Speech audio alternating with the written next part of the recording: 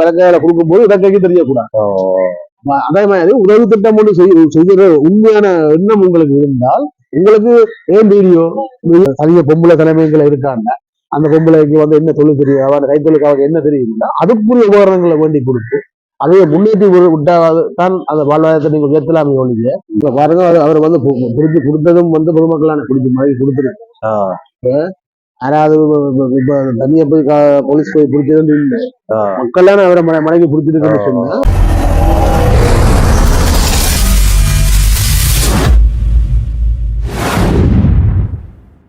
உறவுகள் அனைவருக்கும் வணக்கம்.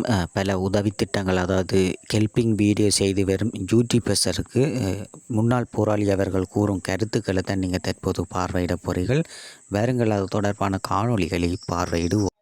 புலம்பெயர்ந்த சமுதாயத்தில் இருக்கிறார்கள் மக்களுக்கு முதல்ல சொன்னேன், இப்ப நான் 1 லட்சம் ரூபாய் காசை கொண்டு நீங்க கொடுத்தீங்கன்னு சொன்னா அவன் குடும்பம் முன்னேறாது. அது அந்த மாசம் சிலவோடய அந்த காசு போயிடும்.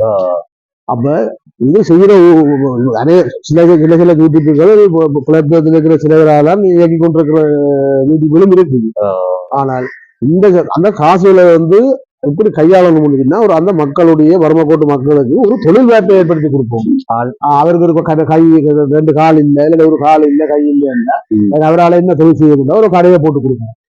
அப்ப அவன் அந்த கடையை போட்டால் சொல்றாரு என்னன்னு சொல்லுவான், உடனே நிறைய மீனை பிடிச்சி கொடுத்து சாப்பிடுறது கொடுக்குறது, அவனை மீன் பிடிச்சி பழக்கி விட்டீங்கன்னா அவன் வாழ்நாளா மீன் சாப்பிடுவான். அதே மாதிரி அவனுக்கு ஒரு தொழில் அமைச்சு கொடுத்து விட்டால் அவனால தொழில வந்து முன்னேறதும் அமையப்படும். காசை கொடுத்து வரவு தூக்கி விடுறதே பொய்க்காது.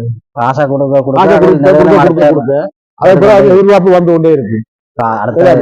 இந்த 10,000 தந்தா 10,000 திருப்பியும் 10 அதான். அப்ப அதால நான் சொல்றேன்னு சொன்னேன், தொழில் வாய்ப்புகளை ஏற்படுத்தி கொடுக்குவாங்க. தொழில் வாய்ப்பை ஏற்படுத்தி கொடுக்கறத விட்டுட்டு காசா கொடுத்து கொண்டு நேரங்கட்ட நேரங்கள்ல போய் ஒளிப்பதிவு செய்து சில வார்த்தை பிரயோகங்கள் எல்லாம் புழைக்காதான் இன்றைக்கு இந்த ஒரு பிரச்சனை வந்துருக்கு. கிருஷ்ணா இல்லாம ஆனா முதல்ல எல்லாம் நல்ல கஷ்டப்பட்டதான். ஆனா முதல் ஆரம்பத்துல கஷ்டப்பட்டு தான் பல உதவி திட்டங்கள்லாம் செய்திருக்கிறார். இப்ப பாருங்க அவர் வந்து புரிஞ்சு கொடுத்ததும் வந்து பொதுமக்களான பிடிச்ச மாதிரி கொடுத்துருக்கு. யாராவது இப்ப தனியா போய் போலீஸ் போய் பிடிச்சது இல்லை, மக்கள் அவரை மனைவி பிடிச்சிருக்குன்னு சொன்னா அப்ப அவருடைய செயல்பாடு பிழையா இருந்ததாலதான் இந்த பிரச்சனை வந்தோம். இதுவே மற்ற இந்த பாடங்கள் இந்த தவறுகளை வச்சு மற்ற யூடியூபாளர்களுக்கு வளர்ச்சியில பாதைக்கு போறதுக்கு நல்ல ஒரு உந்துசையான இதை ஒரு பாடமா எடுத்துக்கொண்டாச்சு. சில வார்த்தை பிரயோகங்கள் எல்லாம் பிழைச்சதாலதான் இந்த ஒரு பிரச்சனை யூடியூபாளர்கள் வந்திருக்கு. அந்த தவறை செய்யாமல் நீங்க என்ன உங்களுக்கு மூளை இருக்கான யோசிங்க, எப்படி போகணும், நாங்கள் எப்படி செய்யணும். ஏன்னா வெளிநாட்டுல இந்த ஒரு உதவி திட்டம் ஒன்று வந்திருக்கு என்று சொன்னால் அந்த உதவி திட்டத்தை வந்து எப்படி செய்யணும் அப்படின்னா நீங்கள் அதோட கதைங்க இத்தனை குரூப் இருக்கு, ஒரு ஜிஎஸ்டி கதைச்சு ஒரு ஏஜிஎஸ்டி போய் சைனா வேண்டி அந்த மக்களையும் கொண்டு போய் இந்த மக்களுக்கு மேலே வறுமை கொண்ட மக்கள் தான் நம்ம இந்த தொழில்பாட்டை ஏற்படுத்தணும்னு சொன்னா அந்த காசுகளை வேண்டி அதுக்கு தொழிலை ஏற்படுத்தி கொடுத்து அதை வீடியோ பிடிச்சி நீங்க அதை அனுப்புறாங்களுக்கு காட்டி இந்தியாவிலும் விடையக்குள்ள அது ஒரு நல்ல ஒரு ஆரோக்கியமான விஷயமா இருக்கு. அதுக்காக அந்த வீடியோ போய் பிடிக்க போறது அதுதான் தவறு. ஆனா அந்த உதவி திட்டம் செய்யற அந்த காணொலியில இப்ப புலம்பெயர் தேசத்துல இருக்கிறாங்களுக்கு ஒரு கிழமையில அனுப்பி போட்டு அதை அழிச்சா பரவாயில்ல. இது வருஷ கணக்காவே இந்த வீடியோவில் கிடக்கு தானே. ஒரு ஆள் 5 வயசுல ஒரு பிள்ளை இந்த உதவி திட்டத்துக்கு காசு கொடுத்து இருக்குது. பிறகு அது 10 வருஷத்தால அந்த பிள்ளைக்கு 15 வயசு ஆகுது. அந்த பிள்ளை புற ஒரு பெரிய ஆளை வந்தா புறம் அதை பார்க்க ஒரு மக்கள் ஒரு ஒளிகாத்தானே பார்க்கணும். அந்த பிள்ளை இப்படி சின்ன வயசுல இப்படி காசு வாங்கியிருக்கிறார் தப்பான ஒரு இதுல பார்ப்பினோம்.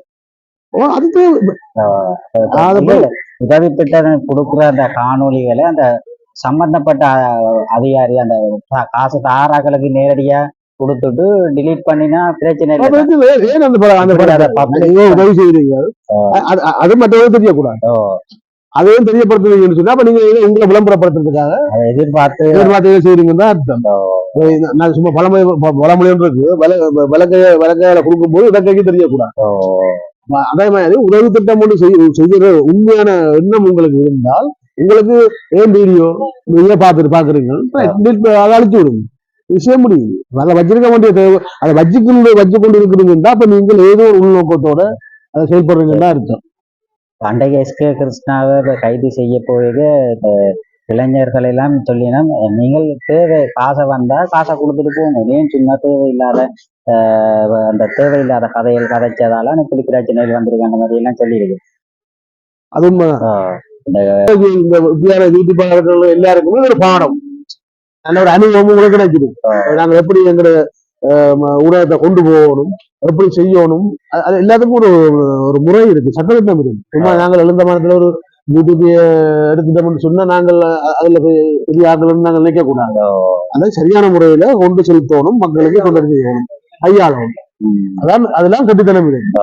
அதாவது என்ன உதவி திட்டம், இப்ப உங்களுக்கு ஒருவர் வந்து வெளிநாட்டுல இருந்து ஒரு உதாரணத்துக்கு கேட்கிறேன், தம்பி இவ்வளவுதான் காசு மக்களுக்கு நான் உதவி செய்ய போறோம்னு சொன்னா அதைத்தான் நான் சொன்னேன் உங்களுக்கு. அது அது கிராம சேவையாளர் இருக்கிறேன், அவர்கிட்ட போய் கேளுங்க. உங்களோட பாதையில இப்ப 2, 3, 5 குடும்பம் இப்படி கஷ்டப்பட்ட குடும்பம் இருக்காங்க, அவர்கிட்ட உறுதிப்படுத்தல வேண்டும். அவர் அதை அனுப்பி அந்த செய்யக்குள்ள அது பொறுப்பு வச்சு நீங்கள் செய்வீங்கன்னு சொன்னா உங்களுக்கு பிரச்சனை வரா.